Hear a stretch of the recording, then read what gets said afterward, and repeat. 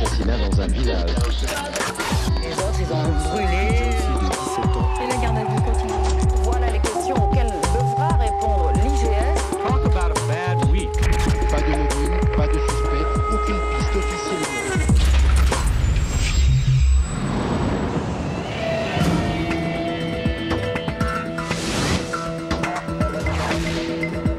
Au sommaire de cette édition, notre enquête à Romans, dans la Drôme. Armelle, 25 ans, vendeuse dans un magasin de prêt-à-porter, est poignardée par des voleurs qui veulent partir avec des vêtements et avec la caisse. Elle s'est rendue compte de l'état où elle était. Elle m'a dit « Oh maman, si tu savais. Oh maman ». Ça a été ses dernières phrases. Un suspect est arrêté, il est acquitté lors du procès. Depuis 15 ans, les parents d'Armelle se battent pour connaître la vérité. Que ça reste impuni, ça, non. Jamais je l'accepterai. Jamais, jamais, jamais. À Bailleul, dans le Nord, un drame conjugal. Robert est jugé pour avoir tué sa femme. Elle est devenue de plus en plus agressive, acariâtre. Mais je m'en foutais, je l'aimais bien. A-t-il vraiment voulu tuer sa femme? Une question cruciale pour le verdict, la durée de la peine en dépend. Vous pensez que tout à l'heure, vous allez ressortir libre ou prisonnier? J'espère libre.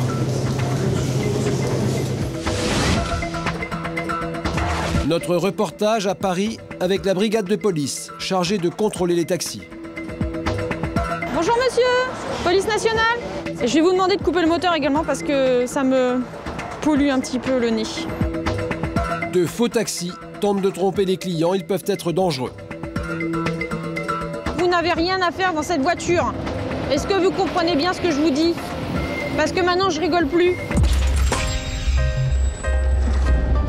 Mais d'abord, notre enquête à Romans, dans la Drôme, sur le meurtre d'Armelle.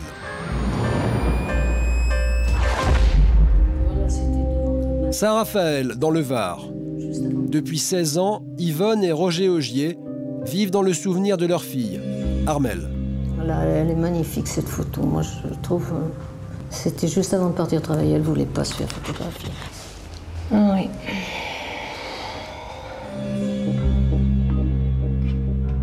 C'était le 31 juillet 1993. Armelle, 25 ans, est assassinée en plein jour, dans sa boutique de Romans, dans la Drôme. Depuis, ses parents, Yvonne et Roger, sont seuls. Faites peur quand on a un crime. Faites peur. Oui. Faites peur. Et des gens, ils changeaient de trottoir. Changez de trottoir. Des amis où on avait fait des soirées ensemble, vraiment des amis. Ils changeaient de trottoir. Depuis, Yvonne et Roger ont préféré quitter la Drôme et sont venus s'installer sur la Côte d'Azur. Mais où qu'ils se trouvent, leur vie est consacrée à la recherche de l'homme qui a tué leur fille.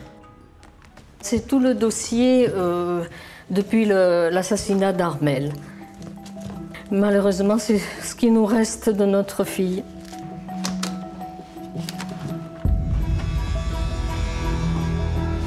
C'est pas les punitions qu'on veut, nous, c'est la vérité. C'est vrai, c'est dur. C'est la vérité. Oui, c'est facile de parler, mais pour des parents, c'est dur.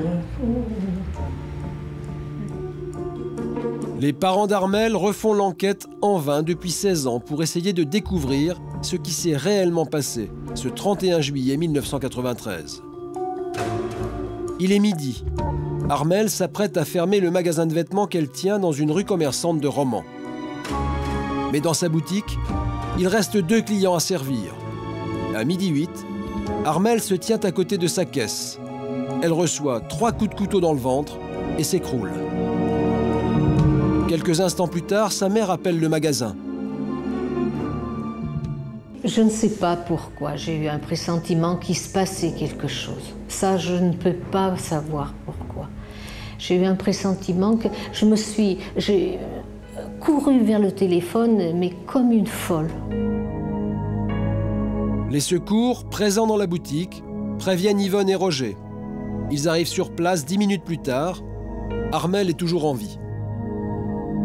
Armelle n'avait pas perdu la connaissance encore quand nous sommes arrivés. Elle souffrait beaucoup, mais elle s'est rendue compte de l'état où elle était. Elle m'a dit « Oh maman, si tu savais. Oh maman ». Ça a été ses dernières phrases qu'elle m'a dit. Armelle décédera 2 jours plus tard à l'hôpital de Grenoble après avoir subi plusieurs opérations. Mais avant de tomber dans le coma, la jeune femme a brièvement décrit son agresseur aux policiers. Elle leur dit qu'elle ne le connaît pas, qu'il s'agit d'un homme de type maghrébin. Des témoins qui l'ont vu s'échapper complètent la description et décrivent aussi son complice. La première piste, effectivement, c'est un homme de type méditerranéen, corpulence moyenne, 1m70, 1m75, et un complice potentiel. Lui, en revanche, un grand blond, 1m80, 1m85, de type européen. Un portrait robot est diffusé à travers toute la région par les services de police. Mais pendant des mois, l'enquête piétine. Ce n'est qu'1 an et demi plus tard qu'un homme est interpellé par hasard dans les rues de Romans. Il porte un couteau à la ceinture. Sa ressemblance avec l'agresseur d'Armelle est frappante. Il ressemble vraiment au portrait robot. Donc dans la foulée, une perquisition est opérée à son domicile. Et là est retrouvé un couteau au milieu de tout un tas de couteaux de cuisine. Et ce couteau correspond en tout point à la description que le médecin légiste en avait faite lors de l'autopsie de Armelle Augier. Des analyses sont effectuées, mais 18 mois après les faits, aucune trace de sang n'est retrouvée sur le couteau. Rachid, le suspect, est mis en examen, mais il nie toute implication dans le meurtre d'Armelle. 4 mois plus tard, le juge le remet en liberté en attendant le procès. Il en profite pour s'enfuir à l'étranger. À Valence, l'enquête est en sommeil. Mais coup de théâtre, en décembre 1997, Rachid revient en France. Il se constitue prisonnier, il est toujours mis en examen et dans le bureau du juge, il passe aux aveux. C'est lui, dit-il, qui a poignardé à mort Armelle Augier le 31 juillet 1993. Il raconte que ce jour-là, vers midi, il se rend au magasin avec un complice. Ils sont là pour voler des vêtements et faire la caisse. Alors qu'ils font mine d'essayer des vêtements dans les cabines, Armelle les surprend. Elle tente de téléphoner à la police. C'est à ce moment-là qu'il dit avoir sorti son couteau et frappé la jeune femme. Il raconte au juge qu'ensuite il est allé enterrer son pull taché de sang dans un parc à côté du cimetière. Les aveux sont complets, mais lorsqu'il est ramené sur les lieux quelques semaines plus tard, il change complètement de discours. Là, il dit, écoutez, je suis totalement étranger au fait que vous me reprochez. Je ne connais même pas ce parc. J'ai jamais mis les pieds. J'ai passé des aveux. C'est une bêtise que j'ai faite. Je renie tout. Je nie tout et je ne sais pas pourquoi j'ai avoué un meurtre que je n'ai pas commis. 2 ans plus tard, l'accusé comparaît devant les assises de la Drôme. Les jurés découvrent que Rachid est en réalité un habitué des établissements psychiatriques. À la barre, les experts parlent entre autres de psychose schizophrénique de type délirante. Devant la cour, il nie toujours avoir tué Armelle. Rapidement, le procès tourne à son avantage. Les témoins, 6 ans après les faits, sont devenus hésitants. D'autres ne viennent même pas témoigner. Là, c'était le magasin où le monsieur devait venir témoigner. C'est cette personne-là qui ne s'est pas manifestée au procès. Au procès, je l'aime bien. Et qui devait être témoin. Il est tranquille, lui. Il est très tranquille, ce monsieur. En l'absence d'aveux, de preuves matérielles et de témoins directs, Rachid est acquitté. Pour les parents d'Armelle, ce verdict n'apporte aucune réponse à leur tourment. À Romans, dès le lendemain du procès, pour eux, la situation devient invivable. Pratiquement tous les jours, je rencontrais le présumé coupable.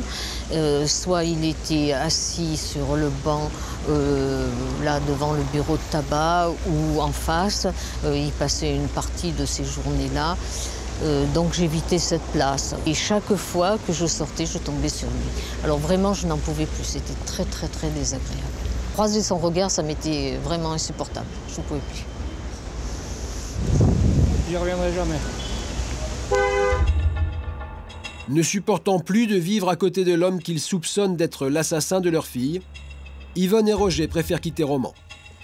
Mais ils reviennent régulièrement sur les lieux et à chaque fois, ils refont le scénario du drame en espérant toujours trouver un élément nouveau qui permettrait de relancer l'enquête. Ça nous serre vraiment le cœur. Quand on repasse là-bas, c'est terrible.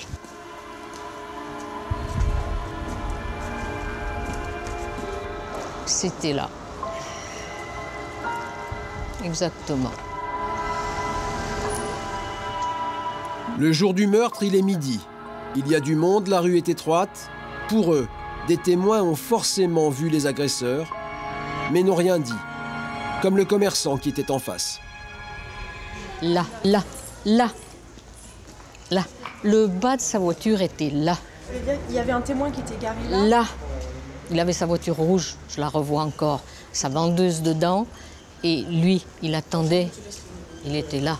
Il a dit qu'il n'avait rien vu, rien entendu et qu'il n'était pas dans sa voiture. Nous l'avons vu. Au lendemain de l'acquittement, les parents d'Armelle n'acceptent pas que le meurtre de leur fille reste impuni. Aidés de Roland Agré de l'association Action Justice qui traque les erreurs judiciaires, ils parviennent à convaincre le procureur de Valence de rouvrir l'enquête. Un nouveau juge d'instruction est nommé. Il se rend compte alors que les traces ADN des pièces à conviction n'ont pas été exploitées. Des vêtements et un paquet de cigarettes avaient été retrouvés sur la scène du crime.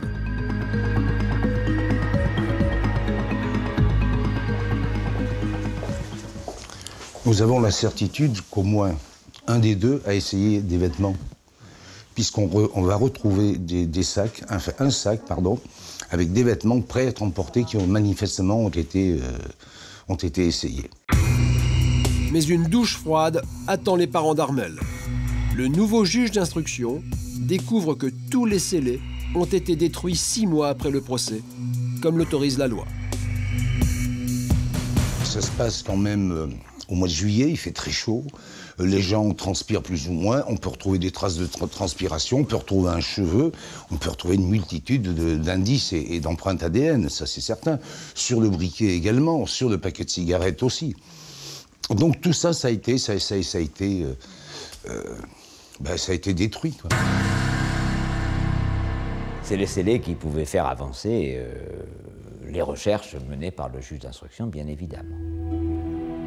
La destruction des pièces à conviction plonge les parents d'Armelle dans une immense tristesse. Ils sont condamnés à vivre toute leur vie dans le doute. Si vraiment celui qui a été acquitté, si vraiment c'est vrai, qu'il devait être acquitté, qu'il n'est pas l'auteur, Vous auriez pu savoir. Ou pas, j'aurais au moins su. Parce que là, je suis toujours dans le doute, même étant acquittée.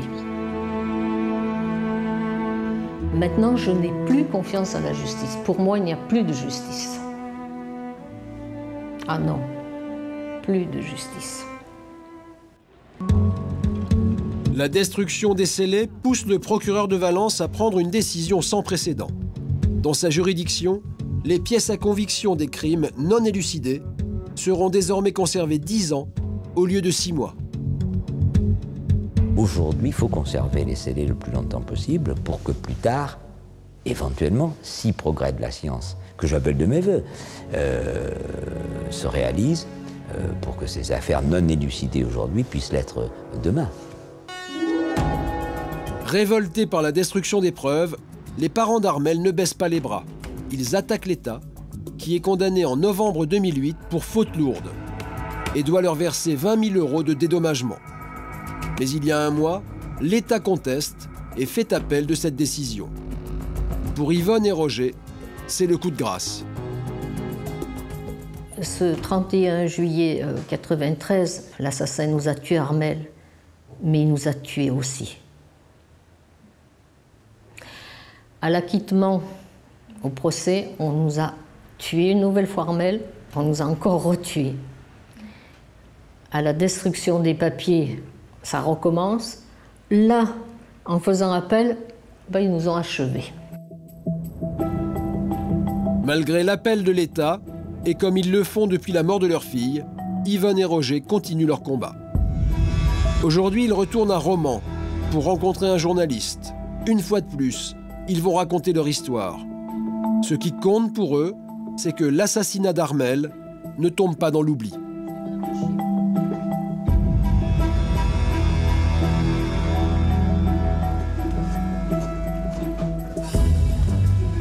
Bonjour. Bonjour, monsieur. Oui, Dauphiné. Bonjour, monsieur Bonjour. Manougier. Je vous en prie, installez-vous. Merci.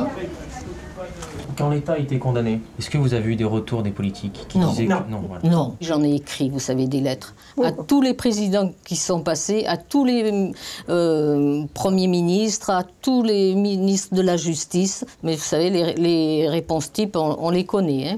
Vous savez, on est hantés. Il faudrait qu'ils nous disent qu'ils recommencent l'enquête.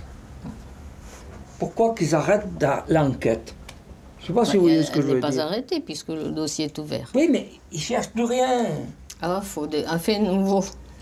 Un fait nouveau, comment voulez-vous trouver un fait nouveau? Il faudrait qu'il y ait une personne qui parle. Vous avez encore espoir que quelqu'un parle? Peut-être. Peut-être. Seulement, il faudrait que ça se fasse assez rapidement parce qu'on commence à prendre de l'âge. Les parents d'Armel le savent, leur dernière chance maintenant de connaître la vérité, c'est que des témoins acceptent enfin de se manifester.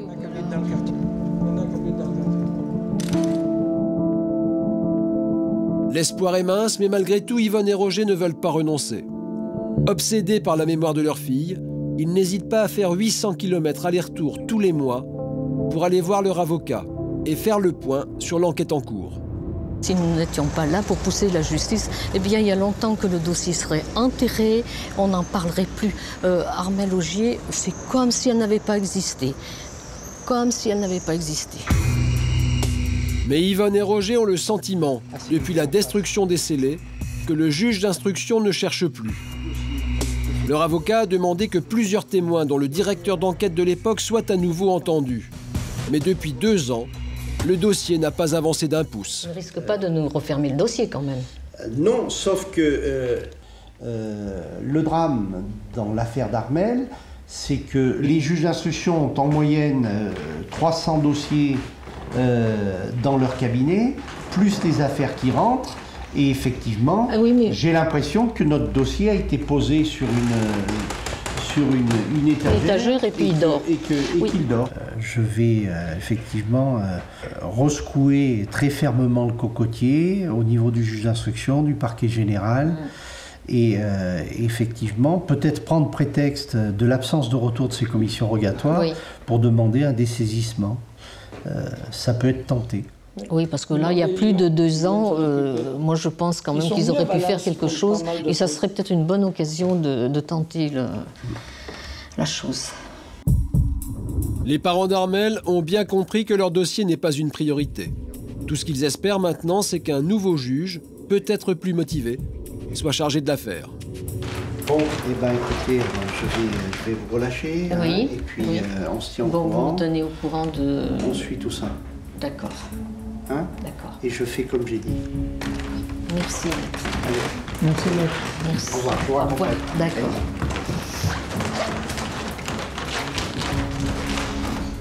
Avant de quitter la région, et comme à chaque fois qu'ils viennent, Yvonne et Roger font un détour par le cimetière. C'est ici que reposent leurs 2 enfants. Avant qu'Armel ne soit tué, ils avaient déjà perdu un garçon à l'âge d'1 mois. Quand nous avons décidé de partir, ça a été quelque chose d'un peu difficile de laisser nos enfants au cimetière ici. C'était dur, ça nous donnait l'impression qu'on abandonnait nos enfants. Au milieu du cimetière de Romans, la tombe d'Armel. Dans la pierre, c'est tout le désespoir de ses parents qui se lit. Ils ont tenu à lui faire graver une plage avec des palmiers comme elle aimait tant, et à inscrire un épitaphe. Armel, morte assassinée. Il faut dire que l'enquête a échoué. Ensuite, on a été bafoué par la justice. Alors moi, j'estime que c'est pour ça. J'ai voulu laisser, disons, quelque chose d'inscrit pour que ça reste. Monsieur le procureur Naon, lui-même en personne, il a dit que la justice nous devait la vérité. Et bien qu'il la fasse éclater. Il a des moyens. C'est quand même pas nous qui allons remplacer la justice. Là, ça me sort de mes gonds d'être obligé de parler comme ça devant mes enfants. Oui. Mais trop, c'est trop. Trop, c'est trop. Vous savez, souvent, je me suis assise sur là. Et je dis, Armelle, si tu pouvais me parler, me dire ce qui s'est passé.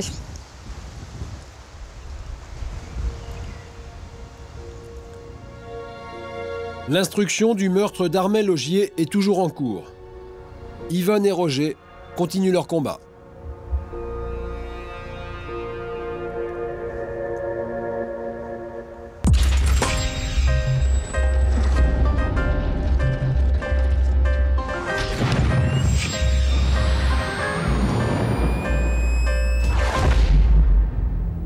Nous sommes à Renescure, dans le département du Nord, le dimanche 3 septembre 2006. Il est 7 h du matin, Josette, la boulangère, comme tous les jours, vient livrer son pain au café Le Comte de Flandre. Quand je suis arrivée déjà à cet endroit, la barrière était tombée. La porte était ouverte. Et il y avait de la lumière à l'étage. J'ai vu une bâche noire à terre.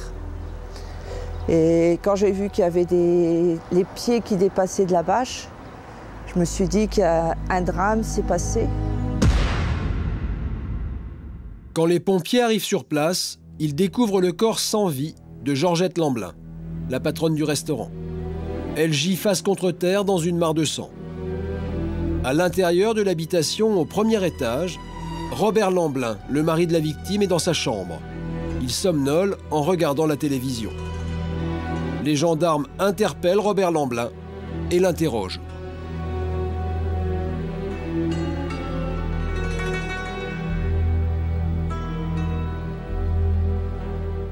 Quand ils m'ont emmené en garde à vue, je ne me souviens plus de rien.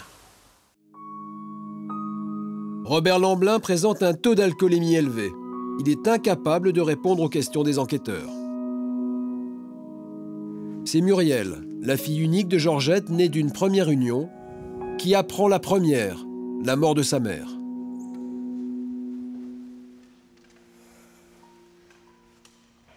J'étais chez moi, je me suis levée, j'ai vu que j'avais un appel de la gendarmerie. Je les ai rappelés. Ils n'ont pas voulu me dire pourquoi. J'ai appelé des amis sur Hasbrook et c'est eux qui m'ont annoncé que ma maman était décédée. Muriel raconte ensuite aux enquêteurs la vie de sa mère avec son beau-père. Son témoignage est accablant. Pour elle, il ne s'agit pas d'un accident. Georgette voulait quitter Robert Lamblin. Il ne l'aurait pas accepté. J'avais peur pour sa vie. Je sentais qu'il allait faire quelque chose. J'en étais persuadée, depuis un petit moment déjà. Josette, la boulangère, était témoin, elle aussi, des difficultés du couple. Les derniers jours, là, avant qu'elle décède, elle avait peur de rester dans le café parce qu'il était tellement ivre qu'elle avait peur qu'il lui arrive quelque chose. Et malheureusement, le drame est arrivé. Mais Robert Lamblin nie les accusations. Il déclare aux enquêteurs que cette nuit-là, sa femme et lui se sont effectivement battus. Sous l'emprise de l'alcool, elle serait montée dans la chambre pour le frapper avec une bouteille. Moi, j'avais attrapé, je sais pas, 20 coups de bouteille. Je suis sorti de mon lit, je l'ai repoussé, etc. Et elle me poursuivait. Et donc, est arrivé à la porte de la chambre, je l'ai poussé. En haut de l'escalier, je ne sais pas, elle a trouvé une énergie épouvantable. Elle m'a poussé, je l'ai lâché, puis elle est tombée carrément dans l'escalier. Bon, j'ai vu qu'il n'y avait plus rien à faire. Et ce que j'ai fait, chose que je ne comprends pas, et je ne vais jamais savoir me l'expliquer, je ne sais pas, on verra bien, je ne sais pas. J'ai recouvert de housse plastique et je l'ai mise sur le trottoir dehors. Robert Lamblin était-il un homme battu, victime de son épouse? Muriel, elle, est persuadée du contraire. Ils se sont battus, certes, parce qu'elle lui a indiqué qu'elle voulait divorcer. Qu'il l'a frappée. Qu'elle était inconsciente dans la chambre, qu'il l'a traînée en haut des escaliers. Et qu'il l'a pas glissée comme il le prétend. Mais qu'il l'a laissée tomber. Et qu'ensuite il a essayé de se débarrasser de son corps. Robert Lamblin est mis en examen pour coups et blessures ayant entraîné la mort sans intention de la donner. La victime et sa conjointe, c'est une circonstance aggravante. Il est incarcéré à la prison de Longnes. Au bout de 26 mois, il est remis en liberté conditionnelle en attendant son procès. Armentières, dans le département du Nord, il y a quelques jours. C'est ici, dans un petit 2 pièces, que vit aujourd'hui Robert Lamblin, depuis sa sortie de prison. Vous êtes dans quel état là? Là, je suis dans un état qui... j'essaye d'être le plus calme possible. Donc là, c'est ma femme, là. Vous étiez très amoureux de Georgette? Ah, c'était l'amour de ma vie, quoi. 31 ans, hein. On a vécu 31 ans, hein, ensemble. Et puis après, et l'alcool aidant, elle est devenue de plus en plus agressive, acariâtre. Mais je m'en foutais, je l'aimais bien. Elle vous manque aujourd'hui? Oh, mon Dieu. Ah.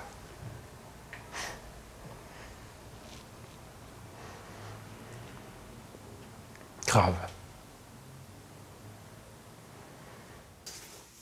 Dans moins de 24 heures, Robert Lamblin va comparaître devant la cour d'assises de Douai.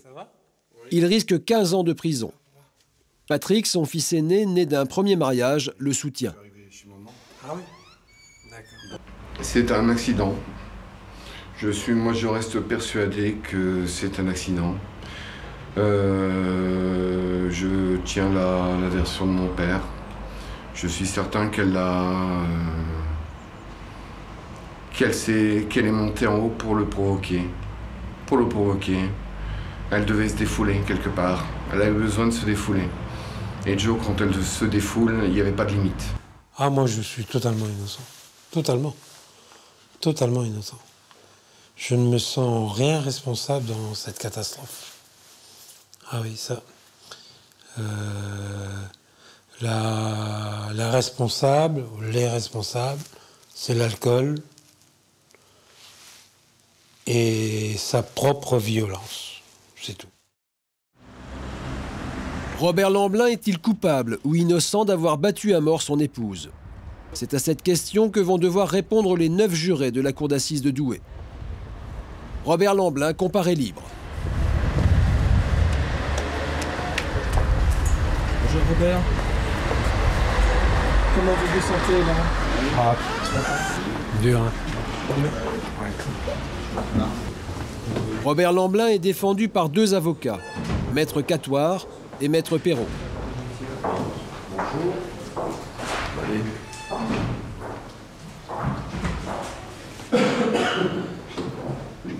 Surtout, suivez les conseils. Oui. Nous verrons que ça se passe mal, mais il y aura quand même quelques témoignages qui vont être difficiles à digérer. Donc c'est pas la peine non plus de s'énerver. Patrick, mais aussi Nicolas et Jean-Philippe, les 3 fils de Robert, nés d'un premier mariage, sont tous là. De l'autre côté, sur le banc de la partie civile, Muriel est assistée de Maître Cohen-Saban.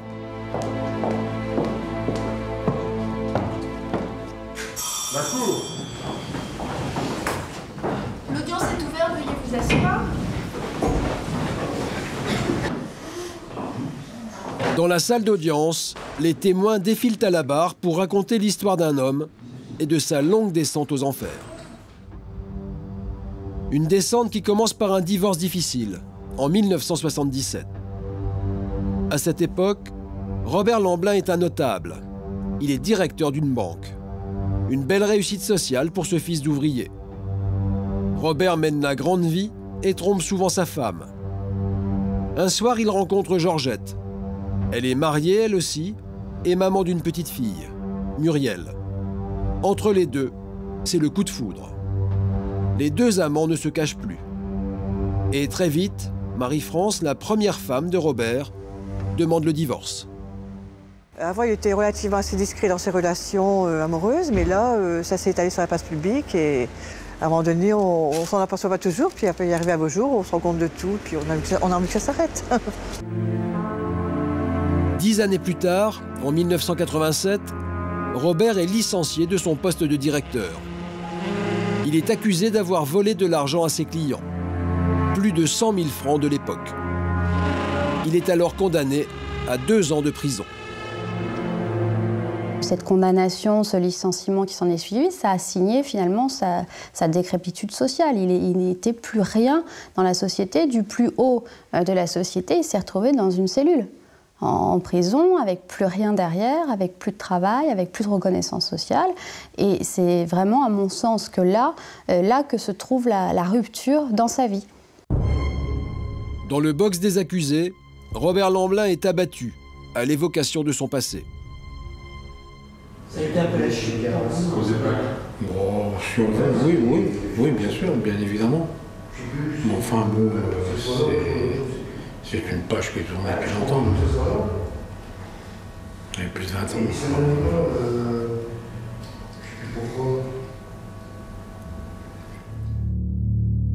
En sortant de prison, Robert ne retrouve pas de travail. Alors, en 1991, avec Georgette, ils achètent le café Le Comte de Flandre, à Renescure.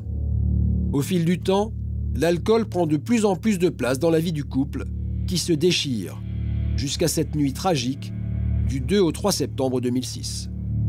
À la barre, le médecin légiste parle de 49 ecchymoses, de 5 côtes cassées et d'un nez écrasé. Georgette aurait agonisé avant de mourir. Dans le box, Robert Lamblin est confus quand on lui demande des explications sur les circonstances de la mort de sa femme. Il s'enferre dans les contradictions. Il donne plusieurs versions et il finit même par dire que cette nuit-là, il n'avait pas bu, ce qui provoque la colère de ses avocats. On a 0,72 dans le sang. C'est important de le dire au lieu de dire qu'on n'est pas bourré. Hein? Il y a 0,72, il va dire qu'il n'est pas sous le coup de l'alcool. Hein. Ça, j'arrive pas à comprendre. Hein. Alors moi, je veux bien que quand on est habitué à boire, on ait le sentiment qu'on est toujours en forme. Mais quand on a 0,72 dans le sang, c'est pas possible. Il faut reconnaître que l'alcool a joué un rôle. Hein. Ben oui, mais vous le reconnaissez pas. Moi, je l'ai dit, sur fond d'alcool... Ben oui, mais là, vous dites, j'ai bu après. Ah, vous avez bu après, mais vous avez bu avant aussi. C'est ça le problème. Robert Lamblin continue à plaider la légitime défense. Vous vous sentez comment, là? Moi, j'étais là-dessus, oui. Et je peux vous dire que j'en ai pas vu. Et vous continuerez à affirmer ça? Oui, de toutes mes forces. Parce que j'en ai reçu des coups. Et malgré tout, je l'aimais. À ma faute, c'est tout. À l'issue des débats, l'avocat général demande aux jurés de la cour d'assises de condamner Robert Lamblin à 12 ans de prison. Vous pensez que tout à l'heure, vous allez ressortir libre ou prisonnier? J'espère libre. J'espère libre. Ça m'inquiète. Après 2 heures de délibéré, le verdict tombe. Robert Lamblin est reconnu coupable. Il est condamné à 8 années de réclusion criminelle. Pour ses fils, cette condamnation résonne comme une injustice. Tout est couru d'avance, c'est très dur. Je trouve que c'est une très lourde sanction. Vous attendiez pas à ça? Non, sur des... Pas du tout. On ne sait toujours pas ce qui s'est passé. La partie civile ne sait pas ce qui s'est passé, nous non plus. On a donné un verdict, on a mis 8 ans. Voilà. Expliquez-moi ce qu'il a fait exactement. Est-ce que vous avez suivi le procès, vous savez ce qui s'est passé exactement? Est-ce qu'on a eu la réponse à nos questions? Aucune. Aucune réponse. Et ça vaut 8 ans. Qu'est-ce que vous pensez, vous? Je suis écœuré. Je suis écœuré. Je suis abattu. Je suis abattu. Je m'attendais à une peine, mais beaucoup plus légère. Une réaction de soulagement, une réaction de satisfaction, parce qu'on a au moins, quelqu'un qui est coupable. On sait au moins que c'est pas elle qui s'est tuée, que c'est pas elle qui s'est donné la mort. Voilà, on a quelqu'un qui lui a donné des coups, et ces coups ont entraîné la mort. Ça nous apporte pas toutes les réponses, on sait toujours pas ce qui s'est passé, mais au moins on a ça. Et vous, Muriel? Même chose.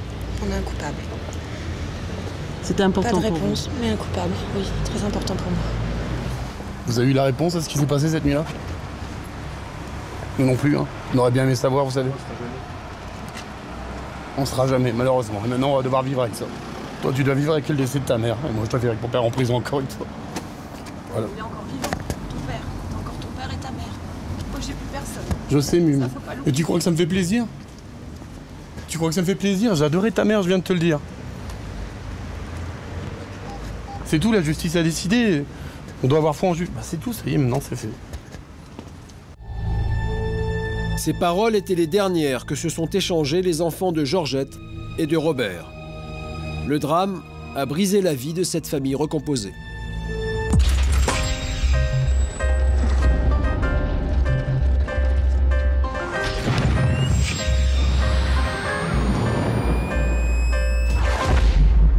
Semaine de la mode à Paris. Mannequins, créateurs, photographes, pour les transporter d'un défilé à l'autre, 16 000 taxis et près de 25 000 voitures de transport occasionnel. Un événement qui attire de nombreux taxis clandestins, des particuliers qui transportent illégalement des clients. Pour les traquer, les Boers, 70 policiers de la préfecture de police de Paris. Séverine Coateval a 31 ans. Comme chaque matin, elle se rend à la brigade des Boers en autobus. Le défaut professionnel est là. Hein. Je regarde toutes les voitures. C'est comme ça. Hein. Ah ouais, je sors de chez moi, c'est direct. J'ai une société de taxi qui est à côté de chez moi. Et dès le matin, je regarde. Selon la préfecture de police, 200 taxis clandestins circulent chaque jour dans la capitale.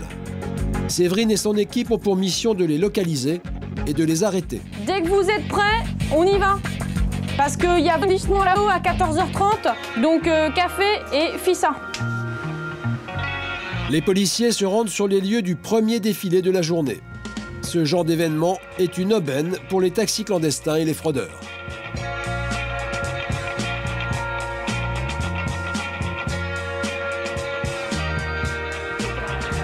Bonjour monsieur. Séverine multiplie les contrôles. Vous êtes qui, vous, par rapport? Vous êtes tous les deux chauffeurs? Ouais. D'accord. Transportez qui? Mannequin. Mannequin de qui? De quelle agence? C'est qui prête les voitures et Chauffnis ou Miller fournit les chauffeurs. Voilà. Les chauffeurs. Bah, c'est du transport public. Hein. Bah ouais, travail dissimulé. Une agence de mannequins transporte les jeunes filles dans des voitures prêtées par une grande marque allemande. C'est illégal. Séverine Coateval téléphone au directeur de cette société pour lui expliquer le délit. Donc monsieur, vous dissimulez une activité. Donc on fait cesser l'infraction tout de suite. D'accord? Donc j'ai eu le patron des chauffeurs au téléphone, je lui ai expliqué ce qui se passait, je lui ai dit que le transport n'était pas possible dans ces conditions. Donc maintenant c'est à lui de prendre les dispositions pour que les mannequins soient transportés en toute sécurité. Un peu plus tard, le patron de la société est convoqué à la brigade des Boers pour être entendu. Alors moi j'aimerais savoir pour quelles raisons avez-vous fait travailler vos chauffeurs de cette manière alors que votre activité commerciale ne l'autorise pas? En fait, je pensais que je pouvais mettre à disposition... Vous ne le saviez pas que c'était possible? De bonne foi, non. D'accord. Et puis dans mon esprit, On loue des voitures avec chauffeur, pourquoi pas des chauffeurs? Mais vous savez, il vaut mieux être de bonne foi, faire l'erreur une fois. Et puis maintenant, je pense que vous avez compris, la prochaine fois qu'on vous demande une chose comme ça, hein? 4 chauffeurs appartenant à sa société ont été interpellés. Le gérant reconnaît les faits sans difficulté. Bon, maintenant je vous fais prendre acte. Donc le fait de faire travailler des employés de votre société pour une autre société avec facturation vous fait commettre à la société l'infraction de prêt de main-d'œuvre à but lucratif par personne morale hors du cadre légal du travail temporaire. Est-ce que vous reconnaissez cette infraction pour 4 chauffeurs de votre société? Oui. Donc, vous signez ici. D'accord. C'est bizarre, non? Ça fait 17 ans que je fais ça, personne ne m'a jamais interpellé. Incroyable. Dans quelques jours, l'homme sera convoqué par la justice. Il risque une amende pouvant aller jusqu'à 1 500 €. Mais Séverine poursuit ses contrôles. On traque essentiellement tout ce qui est travail dissimulé, donc sous toutes les formes qui existent du travail dissimulé, que ce soit les chauffeurs qui ne soient pas déclarés, que ce soit les sociétés qui fassent du transport alors qu'elles n'ont pas le droit de faire du transport, que ce soit un gars qui loue sa voiture pour son propre compte, toutes sortes de travail dissimulé. Un autre défilé a lieu dans la soirée. À peine arrivé sur place, les policiers repèrent une voiture suspecte. Bonsoir, madame. Bonsoir, police nationale, madame. Présentez les papiers du véhicule, s'il vous plaît, et votre permis de conduire. Vous faites quoi dans la vie? Rien? Donc là, vous rendez service? Oui. Cette femme transporte une journaliste japonaise dans une voiture de location et prétend qu'elle lui rend simplement service. Eh, vous avez fait le taxi, quoi? Non, pas taxi. Bah, je sais pas. Bah, vous conduisez la voiture, c'est tout ce que vous faites. Bah oui. C'est comme un taxi. Et l'essence dedans, là, qui c'est qui va mettre l'essence dans la voiture? C'est votre ami qui fait tout. Et elle va peut-être vous donner un petit pourboire aussi, non? Elle va bien vous donner quelque chose quand même, parce que si vous travaillez pendant 10 jours avec elle, bah, du 4 au 13, donc ça fait 9 jours de travail. Ah, donc vous jouez bien au chauffeur. Et vous seriez pas mieux à la maison à cette heure-ci? Bah, la dame commet l'infraction d'exercice illégal de la profession de taxi, ce qui est strictement interdit. C'est un délit. Donc là, on peut la dame, on peut l'amener en garde à vue. Hein. Si on arrive à déterminer qu'il y a de l'argent entre les deux, entre la conductrice et les personnes transportées, c'est garde à vue. Au bout de quelques minutes, la passagère japonaise arrive. Connais la dame là? Do you know the woman? Oui. So you gave her money? Yeah. Combien? How? One day, 100 maybe. Par jour, 100 €. Par jour, 100 €? Les policiers décident de faire cesser l'infraction immédiatement. Vous pouvez pas faire, madame, ce que vous faites là. C'est interdit. Vous n'avez pas le droit de conduire une personne en demandant de l'argent ou est-ce qu'elle vous donne de l'argent. Vous pouvez pas être, madame, dans une voiture de location que vous ne payez pas. Le locataire, c'est pas vous de cette voiture. Donc vous n'avez rien à faire dans cette voiture. Est-ce que vous comprenez bien ce que je vous dis? Parce que maintenant, je rigole plus. Voilà. Voiture. Ouais, c'est bon. Finalement, la journaliste japonaise prendra un taxi et la conductrice n'aura qu'un simple avertissement. Pendant la semaine de la mode, la brigade des Boers a relevé 170 infractions, dont 50 relatives au travail illégal.